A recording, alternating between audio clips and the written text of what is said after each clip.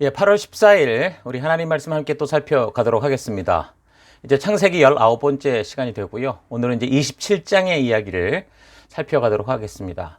지금 하나님의 뜻을 따라가는 사람들에 대한 이야기를 살피면서 이제 아브라함, 그리고 이제 이삭, 그리고 오늘 이제 야곱에 대한 이야기를 살펴가기 시작합니다. 자, 창세기 27장 본문의 말씀을 읽어드리겠습니다. 이삭이 늙어서 눈이 어두워 잘 볼 수 없게 된 어느 날 맏아들 에서를 불렀다. 나의 아들아. 에서가 대답하였다. 예, 제가 여기 있습니다. 이삭이 말하였다. 얘야, 보아라. 너의 아버지가 이는 늙어서 언제 죽을지 모르겠구나. 그러니 이제 너는 나를 생각해서 사냥할 때 쓰는 기구들, 곧 화살통과 활을 메고 들로 나가 사냥을 하다가 내가 좋아하는 별미를 만들어서 나에게 가져오너라. 내가 그것을 먹고 죽기 전에 너에게 마음껏 축복하겠다. 이삭이 자기 아들 에서에게 이렇게 말하는 것을 리브가가 엿들었다. 에서가 무엇인가를 잡으려고 들로 사냥을 나가자 리브가는 아들 야곱에게 말하였다. 얘야, 나 좀 보자. 너의 아버지가 너의 형에게 하는 말을 내가 들었다. 사냥을 하다가 별미를 만들어서 아버지에게 가져오라고 하시면서 그것을 잡수시고 돌아가시기 전에 주 앞에서 너의 형에게 축복하겠다고 하시더라. 그러니 얘야, 네 어머니가 하는 말을 잘 듣고 시키는 대로 해라. 자, 아멘. 자, 이제 관련된 본문의 한 부분들을 읽었습니다. 자, 우리는 지난 시간 아브라함의 역사를 마치고 이제 계속되는 성경의 이야기를 바르게 이해할 수 있기 위해서는 하나님이 어떤 분이신지 어떻게 일하시는지 그 성경을 보는 눈을 우리가 먼저 바르게 설정해야 된다고 그랬죠. 그래서 무엇보다 하나님은 인간을 창조할 때 주신 이 자유의지를 존중하며 일하시는 분이시기 때문에 사람을 먼저 부르신다고 그랬습니다. 초대하시고, 그리고 이제 사람이 그 부르심에 응답하고 믿음으로 나아갈 때 그 사람들과 더불어서 당신의 뜻을 알리시고 하나님의 그 이루고자 하는 그 일을 이루어 가시지, 무슨 예정과 선택으로 무조건 다 사람들의 운명을 정해놓고 사람들의 의사와 상관없이 그렇게 일하시는 분은 아니다 그랬습니다. 자, 기독교는 운명론을 믿는 게 아닙니다. 여러분 잘 아셔야 됩니다. 그래서 예정과 선택에 대한 부분도 다른 어떤 신학적 주장에 대해서 이것이 무엇이다라고 듣기 전에 먼저 우리는 성경의 역사를 바르게 살피고 온전히 살펴서 하나님이 누구시고 또 하나님이 어떻게 일하시고 또 하나님이 이 역사의 이야기를 통해 보여주는 믿음의 삶이라는 게 무엇인지를 우리가 바르게 알아야, 그래야 뭐 운명이든 예정이든 선택이든 바르게 분별하고 바르게 이해할 수 있는 그런 눈이 생기는 겁니다. 더 나아가서 그런 신학적 신학적인 주장들이 왜 교회 역사 속에서 왜 굳이 이 부분을 이렇게 강조하게 되었을까? 왜 이런 주제가 그 시대에는 이렇게 중요했을까? 그런 역사적인 배경들과 또 상황들을 먼저 바르게 알아야, 그래야 우리가 온전하게 이해할 수 있다는 거죠. 예정과 선택을 주장하든지 뭐 반응과 순종을 주장하든지 누구든 하나님의 역사는 운명론이 아니다라는 것은 다 인정하고 있기 때문에 우리는 이제 여기에 근거를 두고 우리는 이렇게 성경과 역사를 그래서 직접 살피면서 그럼 성경이 뭐라고 말하는가 바르게 분별해서, 그렇다면 왜 사람들은 이런 하나님의 뜻을 이런 식으로 주장하게 되었는가라는 것을 분별해 갈 수 있어야 되겠죠. 운명론이 아니라 하나님이 주신 선물, 자유의지의 틀 안에서 하나님이 일해 가신다는 이 사역의 기초, 우리가 성경의 역사를 지금까지 살펴오면서 알게 된 이 하나님의 일하시는 방법을 우리가 기억하면서 계속해서 우리 성경의 이 이야기들을 읽고 바르게 분별하고 또 바르게 이해해 가야 우리가 온전한 하나님의 뜻을 알 수 있다는 거 잊지 마십시오. 자, 그래서 우리는 아브라함 이후 이제 그의 아들 이삭에 대한 이야기를 우리가 지난 주간 살피면서, 이삭이 하나님의 아들로서 특별한 혜택을 받으며 뭐 하나님께 예정되고 선택되어서 그렇게 그 길을 거는 게 아니라 아버지 아브라함으로부터 이제 먼저 듣고 알게 된, 그러니까 전도를 받은 거 아니에요? 그렇게 알게 된 하나님의 부르심에 이삭 스스로가 반응을 한 거고, 그래서 하나님께서 또 그에게 직접 말씀하신 것을 그가 듣고 그 말씀을 따라 그 말씀대로 순종하여 나아가는 삶을 아버지 아브라함처럼 이삭도 스스로 살았기 때문에 하나님께서 아브라함과 약속했던 그 꿈, 아브라함을 통해 시작하시며 우리 인류에게 보여주셨던 하나님의 뜻을 계속해서 이삭과 함께 이루어 가실 수 있었고, 그렇게 하나님의 나라를 이루어 가실 수 있었다 그랬습니다. 자, 많은 경우 아브라함과 이삭과 야곱의 이런 이야기는 무조건 선택받는 이야기, 복받는 얘기로만 생각을 하고 살펴보는 경우가 많은데, 이 아브라함과 이삭과 야곱의 이야기를 비롯한 이 성경의 모든 역사 이야기는 사실 그 큰 주제는 뭡니까? 죄로 말미암아 반항하고 지옥으로 가는 이 세상 속에서 하나님의 꿈과 약속이 어떤 사람들을 통해 이루어져 가는지, 하나님이 어떻게 하나님 나라를 이루어 가시는지, 하나님의 백성들을 어떻게 구원의 길로 이끄시는지를 이야기하는 거다라는 거 여러분 잊지 말고 우리가 살펴야 됩니다. 그러니까 지난주 살핀 이삭의 삶은 26장을 보면 마치 아버지 아브라함이 살았던 것과 거의 흡사한 삶을 살아가는 것을 우리가 볼 수 있었죠. 27장도 계속해서 이삭의 이야기가 나오긴 하지만 지난주에도 말씀을 드린 것처럼 이 이야기의 주인공은 벌써 이제 그의 아들 야곱에게로 초점이 가 있는 것을 볼 수 있습니다. 그래서 이제 27장에서부터는 야곱의 이야기, 그러니까 야곱으로 이어지는 이 성경의 역사 이야기라고 보면 되겠죠. 자, 이삭의 이야기는 26장 한 장으로 짧고 굵게 끝났다고 하면, 이 야곱의 이야기는 이제 창세기 36장까지 이어지면서 길고 아주 복잡한 인생을 살아가는 그런 그 역사를 보여주고 있습니다. 장자권의 문제로 이제 도망치듯이 고향을 떠나서 아버지와 어머니의 고향인 하란으로 가게 되죠. 거기서 이제 20년 가까운 인생을 살면서 4명의 아내를 얻고 12명의 자녀를 가지게 되고, 그리고 가나안에 돌아와서는 결국 자신의 편애로 인해서 자녀들끼리 시기하고 질투하고, 그러다가 막 이집트의 노예로 팔아버리는 그런 일도 생겼고, 그래서 야곱은 나중에 그렇게 죽은 줄 알았던 그 아들 요셉에 대해서 다시 알게 되고 만나게 되면서 결국 이집트로 가서 그곳에서 죽는 그런 인생을 살게 됩니다. 자, 이런 야곱의 인생에는 우리가 지금 이 땅을 살아가면서 겪는 지금 우리의 현실과 너무 흡사한 이야기들이 많이 나오기 때문에 이 야곱의 이 일생을 잘 살피면서 우리 또한 이 땅에 보냄을 받은 성도요, 부름을 받은 성도요, 믿음으로 응답한 성도로서 이 땅을 살아갈 때 지금 우리에게 주어진, 펼쳐진 상황과 환경 속에서 어떻게 하나님의 약속과 믿음을 따라 주신 사명의 일을 감당할 수 있을까? 우리가 쓸데없는데 자꾸 기웃거리지 않고 주신 사명을 향해 집중할 수 있을까 하는 그런 지혜를 우리가 얻을 수 있는 겁니다. 그래서 이 야곱의 인생도 우리가 잘 살펴봤으면 좋겠습니다. 자, 우리는 이 땅을 살아가며 결국은 어떤 관계 속에 산다고 그랬습니까? 이 땅을 살아갈 때 우리는 물질과 그 관계를 끊을 수 없고, 인간과의 관계가 끊어질 수 없고, 또 하나님과의 관계 속에서 우리는 살아가야 된다고 그랬죠. 이건 어느 인간이라도 이렇게 살아갈 수밖에 없습니다. 우리가 천국 가기 전까지 이 땅을 살아갈 때 이 3가지의 관계는 어떤 것도 외면하거나 무시할 수가 없는 거예요. 생존을 위해서. 이것은 하나님이 우리가 이 땅을 살아가는 동안 꼭 필요한 것으로 우리에게 주신 거죠.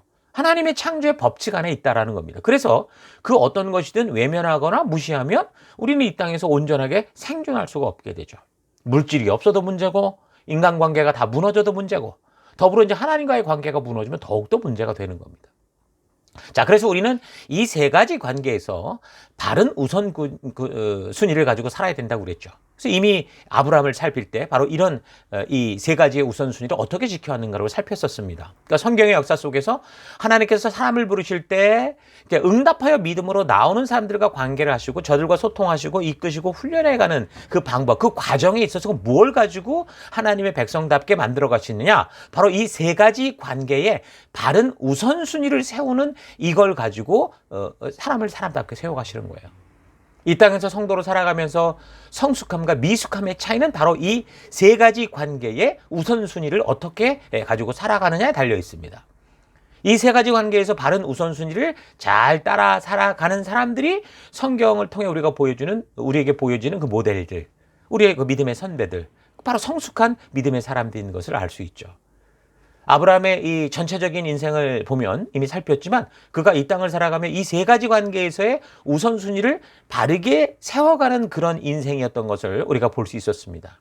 그가 조카 롯과 헤어지는 그 과정을 통해서 뭘 바르게 알게 됐습니까? 물질과 사람과의 관계에서의 우선순위가 무엇인지를 온전히 알게 되었고, 더 나아가서 그의 장남이라고 할 수 있는 이스마엘을 쫓아내는 그 과정을 통해서는 뭘 알게 됩니까? 사람과 하나님 사이의 관계에서 우선순위가 무엇이 되어야 되는가라는 것을 바르게 깨닫게 되죠. 그래서 결국 하나님께서 이 아브라함을 택하시고 부르신 그 뜻대로 사는 그런 삶으로 그가 성숙하게 살아나가서, 그래서 하나님이 결국에는 이 아브라함을 친구라고 부를 정도로 그런 하나님과 동행하는 하나님 나라 백성이 되는 겁니다. 이삭의 경우도 그래요.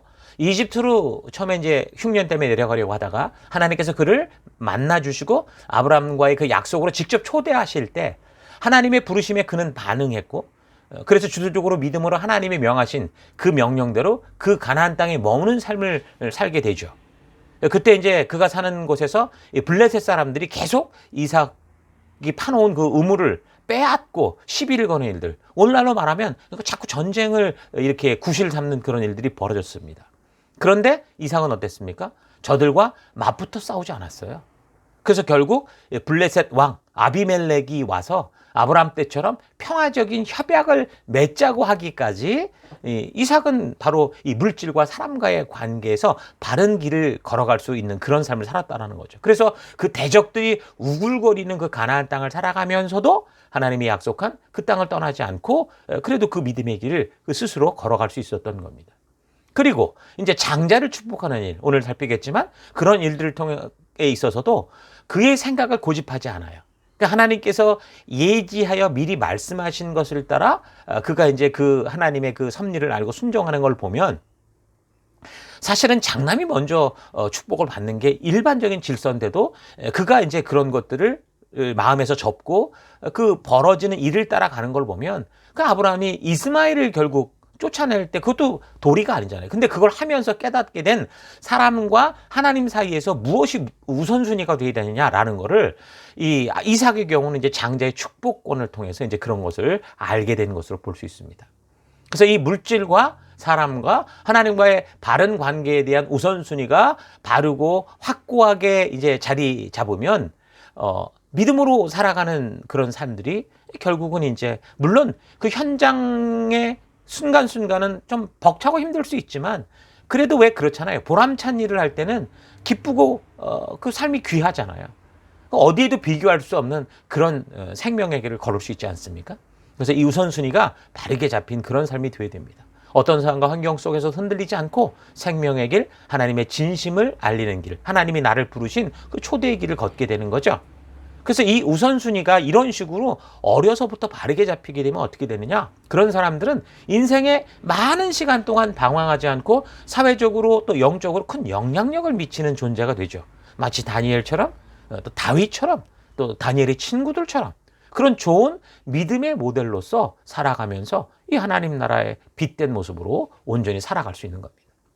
근데 반대로 나이가 점점 들어가면서도 이런 우선순위가 바르게 잡히지 못하고 자꾸 물질이 우선이 되고 하나님보다 사랑과의 관계가 우선이 되면 어떻게 됩니까? 마치 야곱과 같은 그런, 그러니까 야곱 자신의 말대로 그가 뭐라고 그랬냐면 평생토록 험악한 인생을 살았다. 그렇게 고백할 정도의 삶이 되겠죠. 사람들의 본이 되어서 좋은 영향을 미치기보다 오히려 가족들이나 주변 사람들에게까지 좋지 않은 영향력을 미치는 그런 삶. 나만 아니라 다른 사람도 고생시키는 그런 삶을 살게 된다는 겁니다.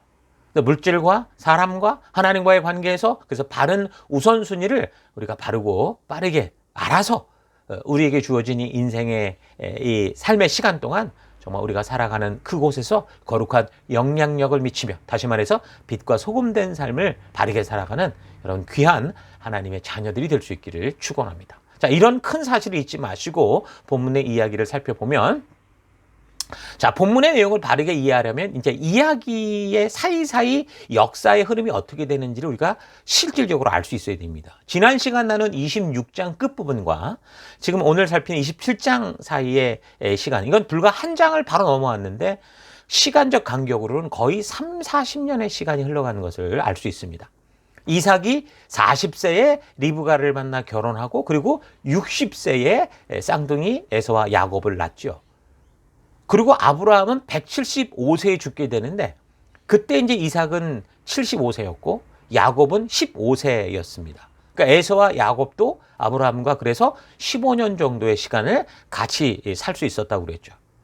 그리고 이제 야곱과 에서가 20, 30대에 이제 팥죽 한 그릇으로 장자권을 사고 파는 일이 생기게 됩니다. 뭐 어디서는 뭐 60대라고도 하고 어쨌든 그 이 시간이 꽤 흐른 시간이 벌어진, 그러니까 많이 청년기를 넘은 성년기에 가까웠을 때 청년기에 이런 일들이 벌어졌다라는 겁니다. 그리고 에서가 이제 40세에 가나안의 이제 헷족속 여자들과 결혼을 하는 겁니다.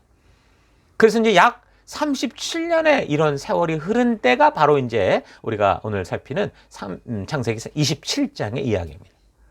자, 그렇다면 그동안 이삭과 리브가 또 에서와 야곱은 어떻게 지내고 있었을까요? 자, 이삭도 그렇고 리브가도 그렇고 뭐 저들은 스스로 하나님의 진실한 뜻을 만난 사람들이잖아요. 그래서 이제 아버지 아브라함의 뒤를 이어서 계속해서 하나님과의 약속의 주체자로서 그 믿음의 길을 아마 걸어가고 있었을 거라고 볼 수 있습니다.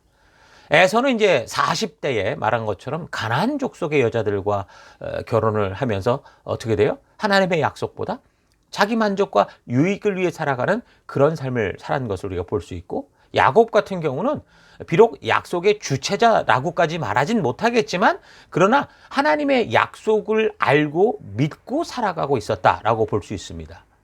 형 에서가 가나안 여자와 결혼할 때 야곱은 그게 이제 형 에서가 40살에 결혼했는데, 그러니까 이들의 나이가 77세가 되도록 가나안의 여자들과 섞이지 않았고 하나님의 약속을 믿는 그런 믿음 가운데 야곱은 계속 걸어가고 있었다라고 볼 수 있습니다. 그렇다면 이들이 어떻게 살아왔을까? 다른 여러 설교들을 들어보면 26장에서 그 하나님의 부르심을 따라 순종하는 이삭의 삶이 137세가 되기까지 계속되는 동안 하나님의 약속을 자꾸 이제 잊어가고 아내 리브가와 더불어 자녀들을 서로 편견하여 그렇게 이제 막 그런 식으로 살았다. 그렇게 이제 전제를 가지고 얘기하는 경우를 볼 수 있습니다. 그래서 이삭은 에서를 사랑했고 사냥하는 에서를 사랑했고 리브가는 좀 집안일 잘 돕는 야곱을 좋아했다. 그래서 결국은 이 가정이 이런 식으로 편애를 하며 역기능적인 가정을 만들며 살아왔다. 이런 식으로 전제를 깔고 얘기를 합니다.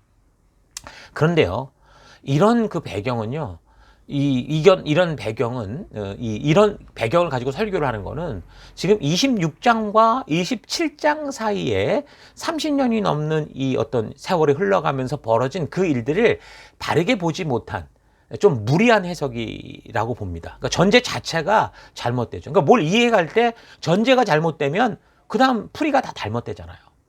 그러니까 성경의 이야기가 창조의 사건으로부터 좀 계속 이어지는 역사 이야기로 우리가 지금 연대기로 살피고 있지만 그 사건마다 각 성경이 보여주는 사건마다 이 시간적 간격이 있잖아요. 그래서 자칫 우리가 이런 생각 없이 그냥 읽으면 이게 마치 성경의 처음 역사가 시작해서 그냥 계속 줄줄이 막 그냥 바로 이어지는 거라고 생각하는 그런 오해를 범할 수 있거든요. 또는 이제 그렇지 않으면 반대로 이런 사건들이 어떻게 이어지든 간에 다 끊어진 이야기로 그냥 따로 그냥 그 사건을 뽑아내서 그렇게 교훈을 생각을 하려고 하는 경우가 있죠. 그럼 초두에 말했듯이 단지 사람들은 하나님이 전하시고자 하는 그런 의도와 상관없이 결국 그저 자기 자신이 복받는 삶을 위해서 그 복을 찾는, 그래서 하나님의 사랑을 받기 원하고 선택받기 원하고 이런 식으로 오매불망 하나님의 그 사랑의 어떤 그 손길을 기다리는 이런 식의 이야기로 오해를 하게 됩니다. 그래서 이런 본문을 근거로 한 많은 설교들의 그 초점을 보면 대부분 복을 어떻게 받는가, 이건 무조건적이고 우리는 선택의 여지가 없고 이런 식으로 말 같지도 않은 그런 그 삶이 벌어지고 있는데 그걸 전부 하나님의 전능함과 선택으로 다 그냥 다 메꿔 가는 걸 볼 수 있죠. 그렇게 되면 얼핏 볼 때 하나님의 언약이 이루어지는 야곱이 살아가는 삶의 방법이 굉장히 좀 정상적이어 보이지 않으니까 말한 것처럼 자꾸 이제 삶이 정상적이지 않으니까, 그러니까 하나님의 절대적인 선택과 예정이라는 그 주제를 자꾸 들어서 설명을 하면서 어떻게 설명하든지 결국은 사람의 삶은 그렇게 듣다 보면 신이 정한 운명론적인 삶을 살게 된다. 이런 식으로 이야기가 흘러가는 걸 볼 수 있어요.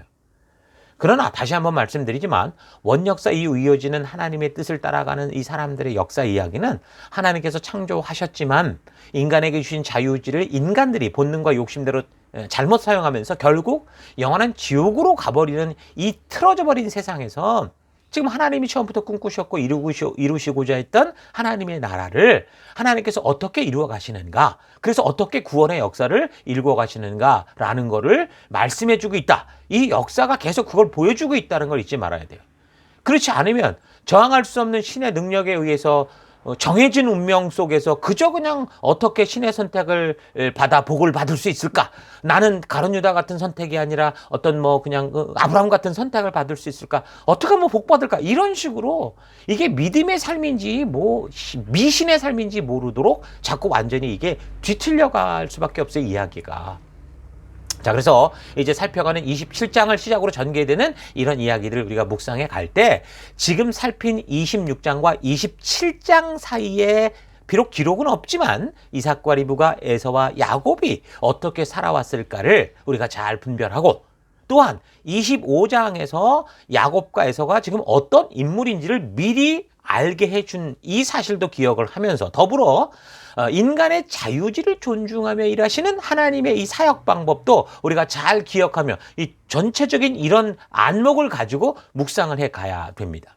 무엇보다 27장에서 벌어지는 일들이 에서와 야곱이 아주 어린 나이에 벌어진, 부모들이 어리니까 먼저 선택해주는 뭐 그런 나이가 아니라 무려 77세에 벌어진 일이다. 이런 사실을 잘 염두에 두고 이 이야기를 묵상을 해야 됩니다.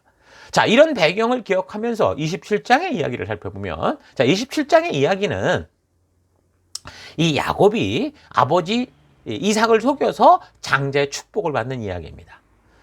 이제 나이가 많아지면 당연히 뭐 여러 가지로 신체적인 조건들이 안 좋아지죠. 뭐 시력도 떨어지고 그런 게 당연한 건데, 근데 이 사람이 이렇게 시력을 잃어버리면 신체의 90%를 잃은 것 같다. 그런 얘기를 해서 옛 속담에도 몸이 1000냥이라고 하면 눈은 900냥이다라는 말이 있을 정도로 눈은 사람이 살아감에 있어서 굉장히 중요한 부분입니다. 그런데 지금 여기 이야기를 보면 이삭이 뭐 시력을 그렇게 잃어버리는 거예요.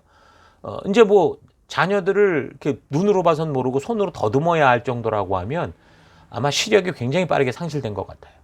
아마도 자기 스스로는 자기 인생이 그래서 이렇게 끝나서 죽을 수도 있구나라고 느낄 정도로 이제 이 몸이 급속도로 안 좋아지면서, 눈이 특히 안 좋아지면서 절망과 두려움에 사로잡힌 것 같아요.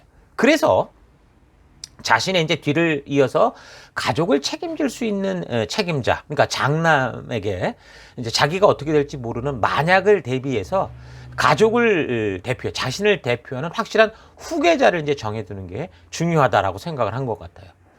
그래서 이제 사냥꾼이었던 장남 에서에게 자기가 좋아하던 그 사냥한 음식, 짐승 요리를 좀 해주면 내가 이거 먹고 좀 기분 좋게 가족의 공식적인 후계자로 너를 좀 장자로 축복해서 미리 좀 가정의 질서를 잡고 싶다, 그런 거죠. 자, 그런데 이런 대화를 이삭의 아내였던 리브가가 듣습니다. 그래서 이제 리브가가 에서가 아니라 에서가 사냥을 하러 간 사이에 야곱을 불러서 빨리 그 염소 새끼를 잡아다가 아버지가 좋아하는 음식을 내가 만들 테니까 아버지께 드리고 지금 네 형에게 주려고 하는 장자의 축복을 네가 받아라, 이런 식으로 부추기는 사건이 벌어집니다. 그래서 이제 이삭의 집안의 장자권이 에서에게서 야곱에게로 가는 그런 이야기예요. 그래 이제 이 때문에 이제 사달이 나서 에서가 뭐 야곱을 죽이겠다고 그러고 뭐 그래서 이제 야곱을 이 어머니 리브가가 이제 자기 고향인 하란으로 막 보내려고 하는 그런 이야기가 이제 이런 사건에 대한 27장 이야기입니다. 자, 그런데 왜 리브가가 남도 아니고 두 쌍둥이 아들, 자기 아들이잖아요. 에서와 야곱 똑같은 쌍둥이 어머니였는데 왜 에서보다 야곱에게 이 장자의 축복을 그렇게 받게 하려고 했을까요? 단지 뭐 에서보다 야곱을 더 사랑해서 그랬을까요? 아니면 태중의 아이들이 너무 힘들게 했을 때 그때 막 살려달라고 기도하니까 하나님이 작은 자가 큰 자를 섬기리라, 이렇게 뭐 예지를 통해 알려주신 걸 기억하고 자기의 힘으로 그 말씀을 이루어가려고 했을까요? 여러분, 그런 다른 어떤 조건보다 이 리브가가 그 시아버지 아브라함으로부터 하나님의 약속을 들었고 알고 그래서 그 가치를 따라 살아가려고 했기 때문에 이런 가치를 알고 있는 자기들의 그 존재의 이유를 알고 있는 리브가가 에서를 볼 때 그가 이제 공식적으로는 이 가족의 그 이 역사를 책임져 갈 사람인데 리브가가 그 에서를 볼 때 어땠어요? 그는 가족의 장자이면서도 가족의 전통과 또 지켜야 되는 이 하나님과의 믿음의 삶에 이 전혀 관심이 없다는 것을 알고 있었죠. 그 에서를 미워해서가 아니라 단지 장자라는 명분으로 에서가 가족 전체를 그렇게 대표하게 된다면 이 아브라함으로 시작된 이 믿음의 가문은 완전히 하나님과의 약속과 이제 반대로 세속으로 가나안 땅으로 흘러가 버려서 세속과 함께 흡수되고 말 것이다 라는 것을 이 리브가는 보았던 거죠. 그래서 그런 에서와는 다르게 가나안의 개방적인, 그러니까 세상에 막 섞여가는 삶이 아니라 뭐 얼핏 볼 때 비록 성품은 좀 덜 성숙해 보여도 일단 가족의 전통과 또 부모님의 가르침, 무엇보다 하나님을 믿는 믿음의 가치 안에서 살고 있는 야곱에게 이 장자의 권한을 주어야 한다고 생각을 한 것 같습니다. 그러니까 26장 끝부분을 보면 알지만 에서는 나이 40이 되었을 때 어떻게 했어요? 이미 가나안 여자와 섞여버렸어요. 그것도 하나도 아닌 둘을 여자로 결혼을 해서 이삭과 리브가의 걱정을 사는 그런 일들을 한 거죠. 여러분, 결혼이라는 게 축복을 받는 일 아닙니까? 근데 부모가 그 결혼으로 인해서 자녀의 결혼으로 인해서 걱정을 하게 된다는 건 뭐예요? 뭔가 심히 지금 잘못된 부분이 있다라는 거 아닙니까? 단지 가난한 여자가 싫다, 뭐 부모가 원하는 여자가 아니다라는 차원을 넘어서 영적인 시야가 전혀 다르기 때문에 그 말과 행함과 추구하는 것, 그러니까 삶의 목적과 살아가는 이유가 하나님이 지금 우리를 부르신 그 부르심과는 전혀 다른 가나안의 길, 세상의 길, 세속의 길을 걷는 이것에 대한 걱정이 바로 이삭과 리브가의 걱정이었던 겁니다. 리브가는 어머니로서 그런 삶을 살아가는 에서를 보면서 오랜 시간 그를 교육했고 바른 길로 가도록 애써 지도했을 건데, 그러니까 보통 유대인들은 어머니가 자녀 교육을 거의 담당하고 있잖아요. 그렇게 볼 때 그렇게 어머니가 어려서부터 이 아이를 키워왔을 때 에서는 그런 교육에도 불구하고 전혀 그런 영적인 가치에는 관심조차 없고 그냥 세상의 삶, 세속의 삶, 보이는 삶, 느끼는 삶을 그렇게 마음대로 살아간 것을 알고 있었던 거죠. 그래서 리브가가 나름대로 이제 심각하게 고민해 오던 차에 이제 이런 일이 벌어지니까 큰 결단을 하고 그 시아버지 아브라함이 지켜가야 한다고 했던 것을 지켜낼 수 있는 자녀, 그러니까 믿음의 나라를 이어갈 수 있는 자녀, 그로서 에서가 아니라 야곱이다라고 생각을 하고 자녀의 장자권의 축복을 그런 식으로 뒤바뀔 수 있도록 그렇게 한 거죠. 그러니까 리브가는 하나님과 약속을 지키기 위해서 가나안을 떠나지 않고 있는 이 시아버지 아브라함의 뜻을 따라서 그 먼 땅 하란까지 찾아온 엘리에셀을 만나서 큰 결단으로 지금 가나안으로 왔던 그런 여자였잖아요. 그렇다면 리브가가 그런 얘기를 듣고 왔을 건데 그렇게 행한 시아버지의 도대체 속내가 무엇이었을까? 왜 그런 일을 했을까? 궁금했을 거 아닙니까? 그래서 아무래도 아마도 아브라함으로부터 그런 얘기를 들었겠죠. 하나님께서 그와 약속하신 것, 그를 부르신 것, 이 땅을 있게 하신 것, 하나님의 그 인도하심을 들었을 건데 그때인지 리브가는 그런 이야기를 그냥 시아버지 개인의 생각 정도로 그냥 치부해버리지 않았고 어떻게 한 거예요? 그거를 자기의 믿음으로 받아들인 거예요. 이게 바로 이 가족을 통해 우리에게 약속하는, 나에게 약속하는 하나님의 약속이다라는 사실을 분명히 믿는 그런 계기가 되었다라는 거죠. 그래서 시아버지의 뜻을 넘어서 이제 리브가가 그 자신이 하나님께서 아브라함을 통해 초대하는 믿음의 세계로 스스로 나아오게 된 거고 그 초대를 듣고 그도 이 믿음을 가지고 살아가는 하나님의 자녀가 되는 거예요. 그래서 그 하나님의 약속과 말씀대로 순종하며 살아가는 시아버지 아브라함의 길, 그리고 남편 이삭의 길과 같이 자신도 함께 그 믿음의 길을 어떻게 해요? 스스로 걷는 주도적인 사명자의 삶을 살아온 겁니다. 단지 결혼하니까 이 집이 하나님 믿더라, 이래서 그렇게 시작된 그런 믿음이 아니라는 거예요. 자, 여러분, 이런 걸 보면 여자는 어떤 남자의 부속품이 아니라 한 가정 속에서 남편과 함께 주도적으로 하나님의 뜻을 성취할 수 있도록 서로 도울 수 있는 하나님이 똑같이 부르신 동역자다라는 사실을 알 수 있습니다. 성경을 보면 하나님의 뜻은 단지 무슨 남자 중심적으로 이루어지는 그런 게 절대 아닌 걸 알 수 있습니다. 예수님이 오시기까지의 그 역사를 보면 예수님의 족보에 오른 그 여인들을 보면 그 스스로 하나님을 믿고 그 말씀을 따르는 주도적인 믿음의 선택과 그래서 하나님의 말씀대로 순종하며 살아가고자 하는 주도적인 삶을 살아가던 사람들이라는 걸 알 수 있어요. 그래서 이 예수님의 족보에 이방인 여자들이 있다니까요. 예수님의 그 족보를 따라 올라가면 그 할머니가 이방인인 여자들도 있어요. 그러니까 리브가 또한 그렇게 이제 하나님을 주도적으로 믿은 거고, 그래서 하나님의 말씀대로, 그래서 그 스스로가 약속의 주체대로 살기로 한 여인이었죠.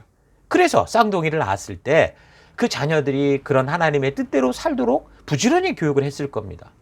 리브가도 장자 에서가 할아버지 아브라함과 아버지 이삭을 이어서 하나님의 뜻을 지켜갈 수 있을 거라고 기대했을 건데, 그런데 에서는 그런 믿음의 교육, 똑같이 교육함에도 불구하고 완전히 그런 영적인 일에는 전혀 관심도 없었고, 심지어 가나안 여자와 결혼하고 그 문화 속에서 단지 그냥 눈에 보이는 대로 몸이 느끼는 대로 살아가는 것을 보니까 믿음의 여인 리브가는 하나님의 뜻을 온전히 감당할 사람으로 세상과 세속에 빠져 있는 이 에서가 아니라 여러 가지로 부족할 수 있어도 하나님의 약속을 믿고 그 말씀대로 살아가고자 하는 야곱을, 그러니까 하나님과의 약속을 지켜갈 수 있는 이 가문의 후계자로 생각을 하고, 그래서 큰 결심을 통해 장자의 고난을 야곱에게 주기 위해 행동을 하는 거죠.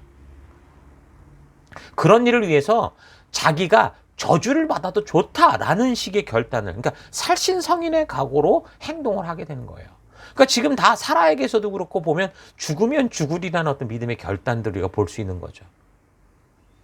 그런데 이제 이런 사건을 한 속 좁은 여자가 단지 자녀를 편애하다 보니까 벌어진 일이다라고 해석하는 것은 너무 성경적인 이 역사의 흐름을 바르게 묵상하지 못하고, 또한 하나님의 일하시는 방법과 지금 일해오는 성품들을 오해해서, 성경이 계시하여 좀 알게 하시는 이야기를 통해 알게 하는 하나님이 누구신가, 어떻게 일하시는가를 오해해서 그렇게 생각하는 어떤 그런 이 결과라고 봅니다.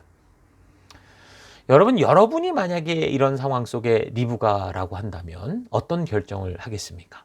한번 좀 깊이 또 묵상해보는 시간 되길 바랍니다. 아무튼 리브가와 야곱이 이렇게 아버지 이삭을 속여서 장자의 축복을 받는 사건에서 그것을 이루어감에 있어서 이 리브가가 한 행동은 아브라함식의 그러니까 성숙하지 못했던 아브라함식의 서툰 그런 인간적인 행동을 한 걸 볼 수 있는데, 이게 참 아쉬움인 거죠. 그러니까 성경의 이야기는 이렇게 이야기가 나왔다고 해서 이런 행동이 다 옳고 맞다라고 말하는 게 아닙니다. 이런 행동이 옳고 그래서 적은 게 아니고, 그렇지 않은 것도 벌어진 사건 그대로 보여주면서 우리에게 분명히 교훈을 얻게 하려는 거죠. 그러니까 리브가의 경우는 뭐예요? 분명히 바른 믿음의 방향은 있었어요. 그러니까 좀 더 성숙한 믿음의 행동을 했어야 되는데, 근데 그러지 못한 거고 방법에 있어서는 미숙했던 거죠. 그래서 결국 믿음을 지키기 위해 선택한 방법이 아브라함이 미성숙할 때 했던 미숙한 그런 실수들을 하는 걸 보는 거죠. 아브라함이 그 하갈을 통해서 자꾸 자녀를 낳는, 이스마엘을 낳는 그런 일이나, 또 아내를 막 자꾸 누이라고 속이는 그런 식의 모습이 지금 이 리브가의 모습에서 나타나는 거예요.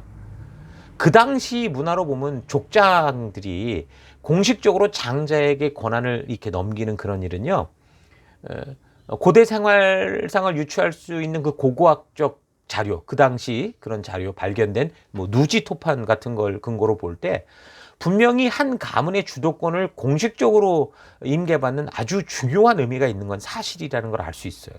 누가 이 후계자로 지명받느냐는 중요하다는 거죠. 그래서 리브가는 당장 급한 마음에 눈이 보이지 않는 남편 이삭을 속이는 식의 행동을 하게 된 건데, 결국 그 결과는 어떻게 돼요?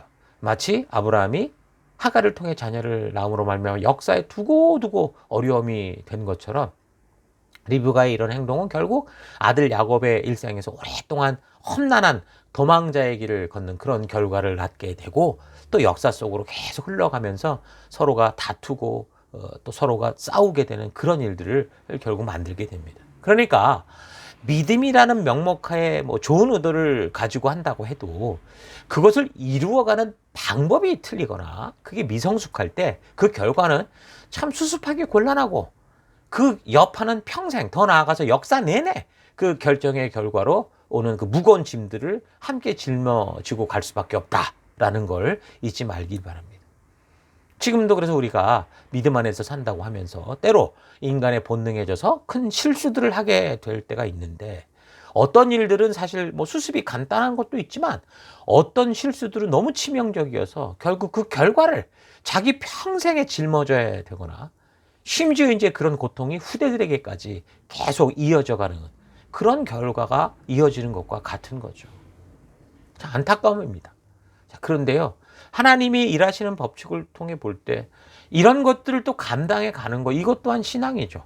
우리는 인간이고 완벽하게 살 수 없는, 실수 없이 살 수 없는 그런 존재이기 때문에 치명적인 실수들도 많이 하게 될 건데, 하나님은 그것으로 막 우리를 막 그 순간 낙오시켜버리고 페일 시켜버리는 게 아니라 이 실패를 오히려 바른 믿음의 길로 나아갈 수 있는 디딤돌로 만들어 가시잖아요. 그러니까 이것 또한 우리가 함께 짊어져야 되는 신앙이라는 거예요. 그래서 내가 만들어내고 또 너가 만들어내고 또 우리가 만들어낸 이 세상에 많은 돌이킬 수 없는 실수들로 가득 찬 이 복잡한 세상 속에서 우리는 그래서 뭐 원망하고 그것에 주저앉는 게 아니라 거기서 다시 믿음으로 일어서서 그런 실수를 딛고 하나님이 계속해서 그럼에도 불구하고 바르게 인도하시고 이끄시는 곳으로 나아가는 거, 이것도 신앙의 아주 중요한 부분이라는 거죠.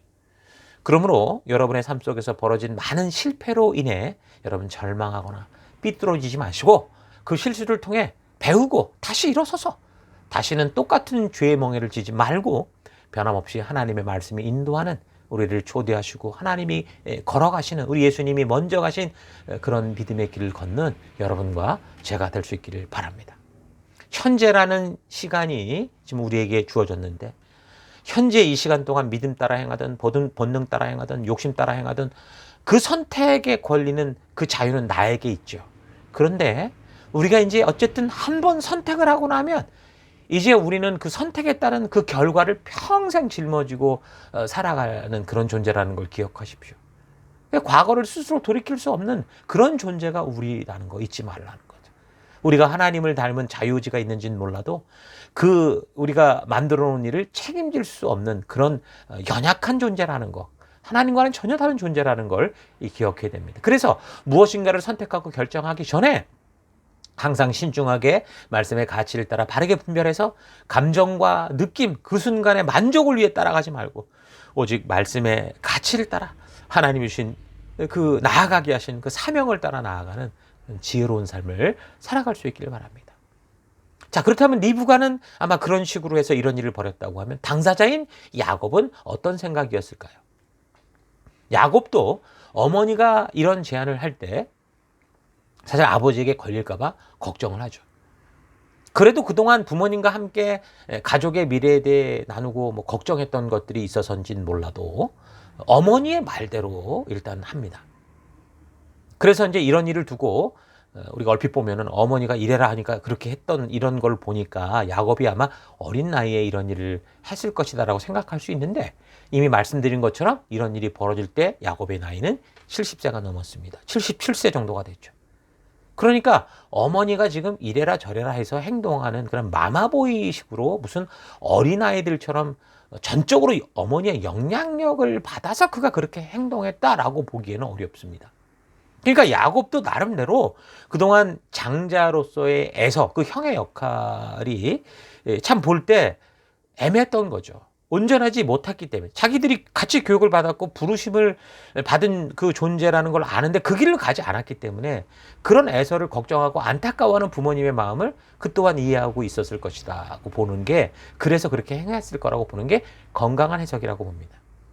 그래서 어머니가 정말 저주를 받을 만한 위험한 결단을 할 때 그 야곱 또한 어쩌면 자기도 저주를 받을 수 있다는 위험을 무릅쓰고 가문의 가치, 다시 말해서 하나님이 부르신 그 약속을 지키기 위해 노력을 한 결과라고 볼 수 있습니다. 그러니까 리브가도 그렇고 야곱도 그렇고 이런 일을 행함에 있어서 그냥 해프닝으로 벌어진 게 아니라 나름대로 죽으면 죽으리라는 그런 비장한 결단으로 순종의 길을 걸으려고 했다라는 거예요. 그래서 우리는 이 이야기를 통해서 리브가처럼 믿음 따라 살기 위해 위험을 무릅쓰고서라도 바른 선택을 하는 게 얼마나 중요한 거냐라는 걸 우리가 배워야 될 것이고, 그러나 그 믿음을 지킴에 있어서 그 의도가 좋다고 방법적인 것은 아무렇게 해도 된다는 게 아니라 방법적인 것도 인간의 생각이 아닌 하나님의 뜻을 더 온전하게 반영할 수 있는 그런 지혜가 필요하다라는 것도 배워야 될 겁니다. 예를 들면 그 당시 사회 풍토를 보여준 아까 누지 문서 같은 거를 참고해 보면 자녀들이 태어난 순서에 의하지 않고 아버지, 그 족장이 지명하는 사람에게 장제의 권리를 줄 수 있는 그런 문화들이 있었습니다. 그렇다면 리브가가 그렇게 남편의 눈이 어두운 것을 이용해서 남편을 속이는 방법을 사용하는 것보다 좀 설득을 통해서 그런 상황의 심각성을 좀 분명히 얘기를 하고, 그래서 이삭 스스로가 그렇게 선택하는 게 더 좋지 않았을까. 그러니까 방법적인 것에선 그런 식으로도 생각해 볼 수 있었어야 된다, 그 말이죠. 우리도 믿음대로 살겠다고 하면서 그 일을 이루어가는 방법이 아브라함이나 이삭이나 리브가처럼 미숙하게 잘못된 방법을 취해서 사실 어렵고 참 우리 삶 속에 곤란한 일들이 굉장히 많이 생기는 경우가 있죠. 의도는 다 바른 믿음이에요. 근데 방법이 너무 인간적인 권모술수에 의한 것들이 얼마나 많습니까? 그래서 믿음 따라 살기로 하는 것은 참 중요한 건데, 그 믿음 따라 살기 위해 선택하는 방법도 온전해야 되는 것을 우리가 이 이야기를 통해 잘 배우고, 우리가 지금 이 시대에 부름받은 한 교회에서 이 사역을 해나감에 있어서도 우리가 어떻게, 어떤 목적을 가지고 어떤 방법으로 이것을 이루어갈까, 우리가 잘 바른 길을 찾는 우리가 되어야 될 겁니다. 지금 이런 사건들을 큰 그림으로 이제 우리가 다시 보면요, 숲의 눈으로 보면요, 지금 아브라함이 지금 이삭의 아내 리브가를 그때 선택하기 위해 행했던 그 일들 있잖아요. 어떻게 보면 굉장히 불편했고 번잡해 보이는 그 의도와 방법, 참 탁월한 거죠. 아들의 아내를 찾기 위해서 그 먼 땅 고향까지 막 종을 보내서라도 리브가를 며느리로 이렇게 맞이한 것은 하나님의 이 약속을 대대손손 지켜가려는 그 노력에 있어서 굉장히 탁월한 선택이었습니다. 가나안 우상문화에 젖어 있지 않은 여자를 며느리로 맞이하고자 하는 과정은 정말 힘들고 어려웠지만 하나님과의 약속을 지켜감에 있어서는 지금 이 상황이 어때요? 남편 이삭, 아브라함의 아들 이삭이 지금 눈이 멀어서 판단력이 막 흔들릴 때 그 남편보다 더 신중하게 이 아내였던 리브가가 아주 중요한 결단을 하면서 중요한 이 믿음의 그 약속을 지켜나가는, 그건 동역자의 역할을 하잖아요. 그러니까 아브라함의 그 선택이 굉장히 탁월했던 거예요. 그래서 하나님을 경외하는 사람들과의 이 결혼이라는 거, 하나됨이라는 건 굉장히 중요한 거예요. 한 사람이 믿음의 가정의 한 구성원이 될 때 믿음의 가치를 알고 함께 하나님의 이름 앞에 힘을 모으는 믿음의 시너지를 만들 수도 있고요. 자칫 하나님의 뜻대로 살아오던 그 모든 그 삶의 그 가정의 문화를 정지시켜버리고 저항받는 일이 생길 수도 있습니다. 그래서 하나님 앞에 모이는 이런 시너지가 막 분산되고 결국에는 한 가정의 믿음조차 다 파괴시켜서 결국 세속으로 다 빠져버리게 하는 믿음의 가정을 파괴하는 일들이 생기기도 해요. 그렇게 보면 결혼을 어떻게 하느냐, 어떤 상대를 만나느냐는 하나님 나라 백성으로 바르게 살아갈 수 있는 그 가치를 아느냐, 그렇지 않느냐를 알고 결정하는 거, 이거 굉장히 중요한 걸 알 수 있죠. 여러분의 배우자 상대를 만날 때 어떤 가치를 가지고 살아가느냐를 여러분들이 본다면 바로 이 하나님 주신 가치를 따라 살아갈 수 있는 믿음의 사람이냐라는 걸 보아야 된다라는 거예요. 그래서 이제 결혼을 앞두고 있는 분들은 상대를 만날 때 이런 상황을 잘 고려해서 함께 하나님 주신 이 가치를 따라 우리가 결혼을 더욱 힘차게 나아갈 수 있게 하는 그런 사람을 만날 수 있기를 바랍니다.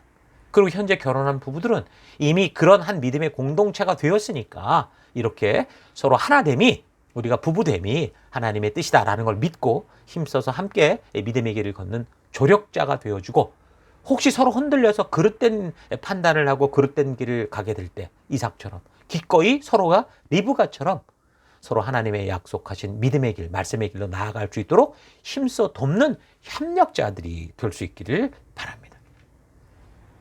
자, 계속되는 본문의 내용을 보면 야곱이 아버지를 속여서 장자의 축복을 가로채는 일로 인해서 결국은 이제 가정 풍파가 일어나게 됩니다. 야곱이 축복을 받고 나간 후에 이제 뒤늦게 이 사실을 알게 된 에서가 아버지 이삭에게도 자기도 축복을 해달라고 하는데 이삭은 자신이 할 수 있는 게 없다, 이런 입장을 취해요. 그 아버지 입장에서 자신이 속았다는 걸 알면 그러냐?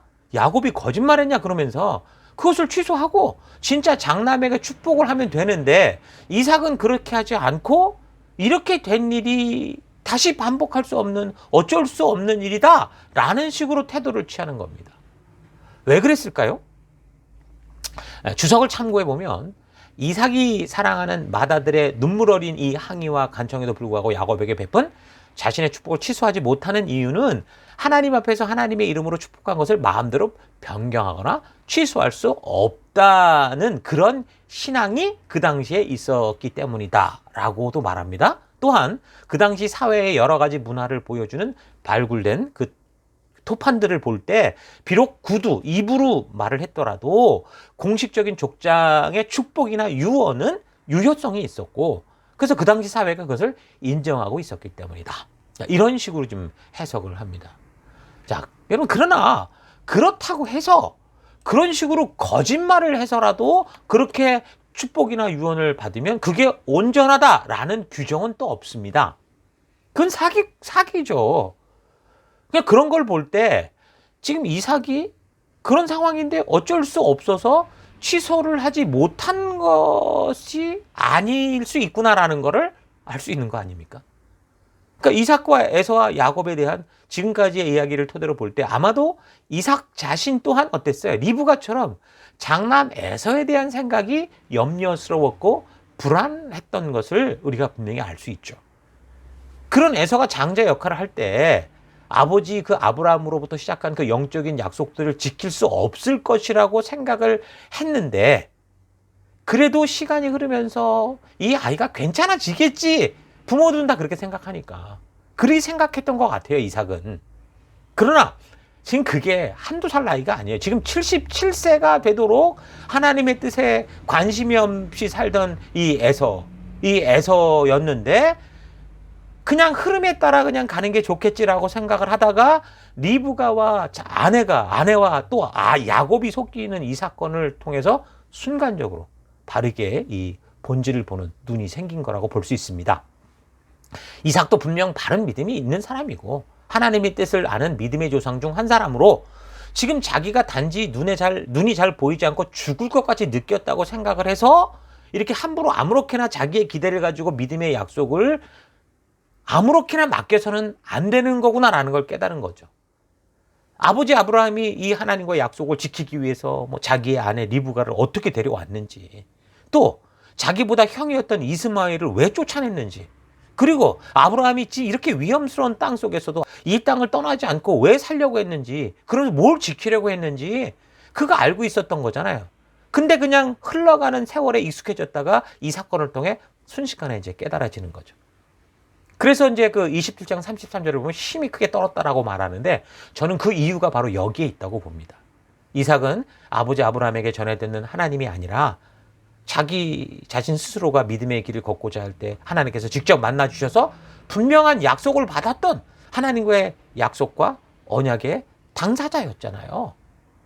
그렇게 보면 이삭이 에서가 그렇게 간절히 복을 빌어달라고 할 때 장자로서의 복을 다시 반복하지 않은 것은 이삭 또한 하나님과의 약속을 바르게 지켜갈 수 있는 사람이 누구인지 이미 나름대로 생각하고 있었던 것으로 알 수 있는 겁니다.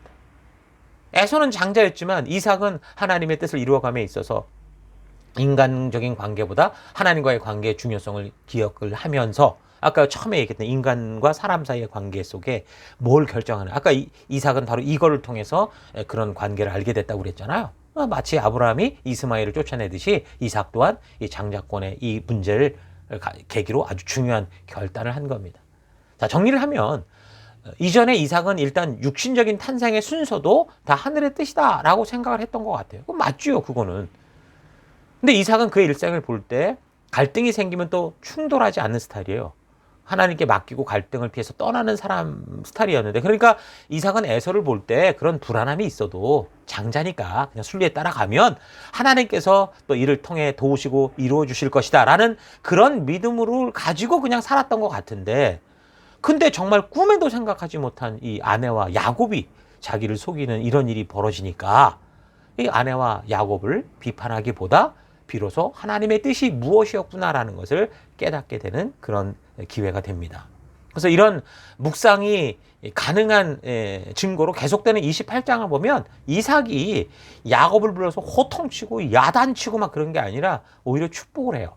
그러면서 형처럼 에서처럼 가나안 여자를 아내로 삼지 말고 하란으로 가라. 거기서 자신이 리브가와 네 어머니와 결혼했던 것처럼 그쪽 사람을 아내로 맞이해라. 그쪽 사람이라는 게 그 동네 사람을 말하는 게 아니라 뭐예요? 하나님의 말씀의 가치를 따라 살아가는 사람을 만나라 라고 말하는 거죠.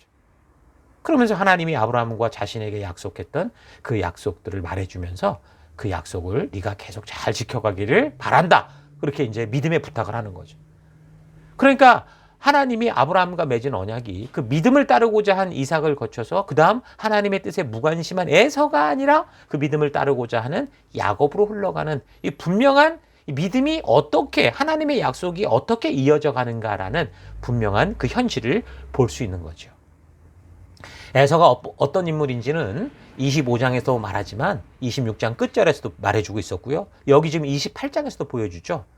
또 나옵니다. 에서가 아버지와 어머니가 가나안 여자와 결혼을 싫어했다라는 걸 알고 다시 이제 여자를 찾아요. 근데 가나안 여자를 찾지는 않습니다. 근데 그렇다고 해서 아버지와 어머니 고향에 있는 여자, 그러니까 말씀의 가치를 중요시 여기는 여자가 아니라 아브라함 때 쫓겨났던 이스마엘의 자녀들을 찾아서 결혼합니다. 이스마엘 또한 자기와 똑같이 말씀의 가치를 중요시 여기지 않는 사람 아닙니까? 그러니까 에서처럼 하나님의 진심을 모르는 사람은 결혼의 참된 진정한 뜻, 의도를 모르고 겉으로 수박 겉핥기식, 보이기식의 행동을 하게 되는데, 에서는 함께 하나님의 비전을 지켜갈 여인을 그래서 구한 게 아니라, 그러니까 하나님의 뜻에 합당한 사람이 아니라 그냥 가나안 여자가 아니면 돼. 그러니까 다른 혈통의 여자를 그래서 찾고 그렇게 또 그냥 똑같은 삶의 패턴을 살아가는 거예요. 그러니까 사실 누구와 결혼하느냐보다 더 중요한 것은 그 사람이, 그 상대가 하나님을 경외하고 두려워하며 사라처럼, 리브가처럼, 아브라함처럼, 이삭처럼 하나님을 믿고 하나님께서 하신 약속을 함께 지키고자 하는 사람이냐, 이게 더 중요한 거거든요. 그러나 영적인 일에 관심이 없었던 에서는 그런 안목이 전혀 없었어요. 다만 가나안 여자를 싫어한다 이런 생각만 하고, 부모가 싫어한다고 생각하고, 그래서 친척이면 나을까 싶어가지고서 나름대로 아브라함의 아들 이스마엘의 후손을 찾았는데, 이스마엘을 비롯한 그 후손 또한 어떤 거예요? 하나님의 뜻이 무엇인지 관심이 없이 살아가는 그런 족속들이었을 뿐이라는 거예요. 그게 뭐예요? 영적인 무지, 정확히 말하면 무관심의 결과인 거예요. 조금만 귀를 기울이고 우리의 마음을 조금만 믿음으로 연다면 충분히 알 수 있는데 전혀 관심이 없었다는 거죠. 여러분, 우리가 교회를 다닌다고 해도 이런 식으로 형식적인 신앙에 빠지지 마십시오. 이스마엘도 그랬고 에서도 그랬고, 그가 하나님이 누구신지 알았고 하나님의 일을 아는 사람이었습니다. 그런데 그의 관심은 세상이었죠. 그래서 그는 결국은 하나님의 이름을 불러도 형식적인 삶을 살았다는 겁니다. 여러분, 성경 전체적인 메시지를 통틀어서 볼 때 하나님이 정말 이렇게 에서와 같이 껍데기 신앙을 가진 것을 가장 싫어하시잖아요. 그걸 알 수 있습니다. 이사야서 선지자의 글을 볼 때도 구약의 예배의 그런 형식을 너무 싫어하시는 것을 알 수 있고요. 신약에서 예수님께서도 그렇잖아요. 에서와 같이 하나님의 진실 모르고 껍데기만 추구하는 바리새인들, 뭐라고 그래서 이 회칠한 무덤들 같은 이런 녀석들아, 이렇게 책망을 하시잖아요. 여러분, 이런 사실을 잘 기억하십시오. 자, 그러니까 결론적으로 생각해 볼 때 야곱을 사랑하고 에서를 미워했다라는 어떤 말라기의 말이나 로마서의 말씀을 볼 때, 창세기의 말씀을 볼 때, 그거는 단지 하나님이 그렇게 그들의 운명을 결정했다가 아니라 야곱과 에서의 삶의 태도와 진심을 아시는 하나님께서 우리가 하나님의 말씀하신 그 가치를 따라 살아가는 삶이 얼마나 중요한지를 알게 하시기 위해서 바로 이런 사건들을 통해 우리에게 참된 믿음, 우리가 어떤 삶을 살아야 되는지를 말씀해주고 있다라는 것을 알게 하는 것, 기억하시기 바랍니다. 진정한 마음이 없는 형식적인 것을 좋아하는 사람은 아무도 없잖아요. 나를 사랑한다고 말을 하는데 관심이 전부 반대가 있으면은 그 누가 좋아합니까? 부부끼리도 서로 사랑해서 결혼했는데 난 너 사랑해서 그래 말하면서 전부 서로가 다른 데 관심을 가지면 결국 그 가정은 깨지고 말잖아요. 하나님도 똑같은 거예요. 하나님도 우리에게 우리 진심을 원하시지 우리가 예배당에 와서 그냥 모습만 보이고 가는 거 원하는 게 아니라고요. 근데 이제 에서 같은 사람이 바로 그런 사람, 이스마엘이 바로 그런 사람이었을 거라고 우리 분명히 알 수 있죠. 자, 우리가 이런 사실 잊지 마시고, 자, 그렇다면 이제 이런 사람들의 삶이 어떠해 나갔는가? 그럼 어떻게 계속 또 이어져 가는가? 야곱이 지금 이런 결정을 했다고 해서 과연 그런 어떤 믿음의 그런 수준에 있는가? 이런 것들을 우리 계속해서 다음 주 야곱의 이야기를 중심으로 살펴나가도록 하겠습니다. 자, 오늘 들은 말씀을 가지고 우리 잠시 묵상하며 기도하며 나가십니다. 묵상하겠습니다.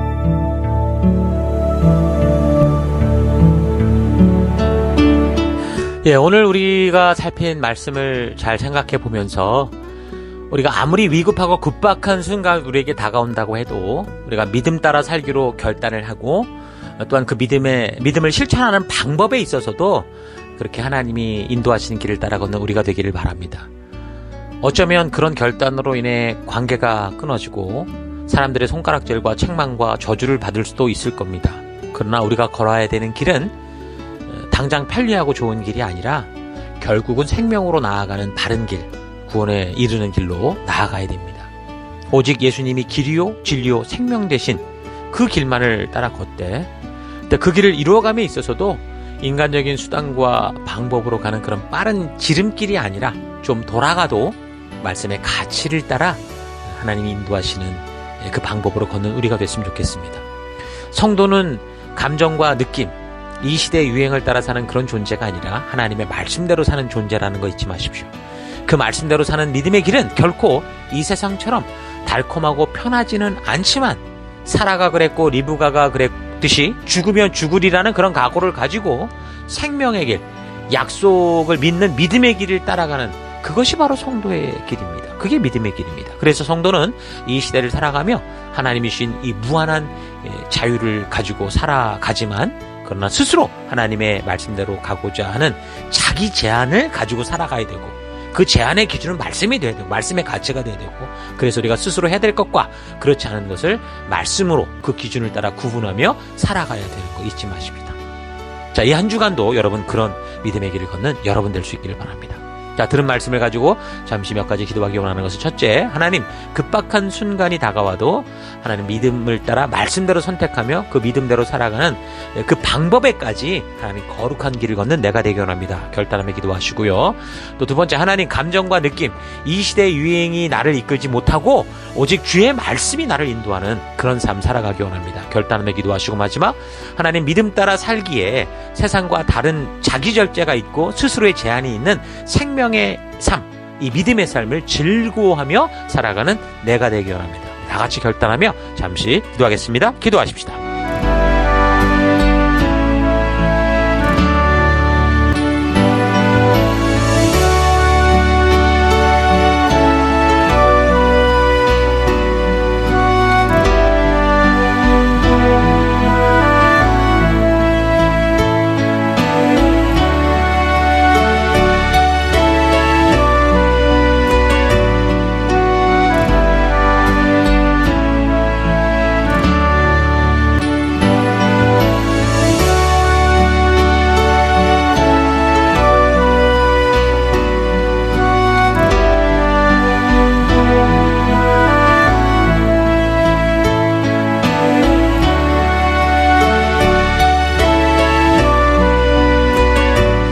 하나님, 오늘 또 우리가 창세기 27장의 말씀을 통해서 우리에게 말씀하시는 하나님의 그 길들을 우리가 살펴보았습니다. 하나님, 리브가와 야곱이 했던 결단들, 또 그 결단을 따라 행했던 방법들, 하나님 여러 가지 우리가 묵상하며 오늘 이 시대 속에 우리가 또 어떻게 믿음을 따라 어떤 방법으로 살아가는지를 우리가 깊이 생각해 보기를 원합니다. 우리가 살아가면서 만나게 되는 급박한 순간일 때 우리는 여전히 믿음을 따라 믿음의 길을 걸을 건데 그 믿음을 따라 걷는 그 말씀의 가치를 따라 걷는 길에서도 하나님 정말 믿음의 방법대로 살아가는 그런 우리가 되길 원합니다. 감정과 느낌, 이 시대의 유행이 나를 이끌지 못하게 하며 오직 주의 말씀이, 그 가치가 나를 주도하고 인도하는 그런 삶 살기를 결단합니다. 믿음 따라 살아가기 때문에 세상과는 다른 자기 절제가 있어야 되고, 말씀의 기준을 따라 스스로 제한하며 하나님 그런 생명의 길을 걷게 되는 게 성도의 삶인데, 이 길을 즐거워하며 기뻐하며 걷는 내가 되길 원합니다.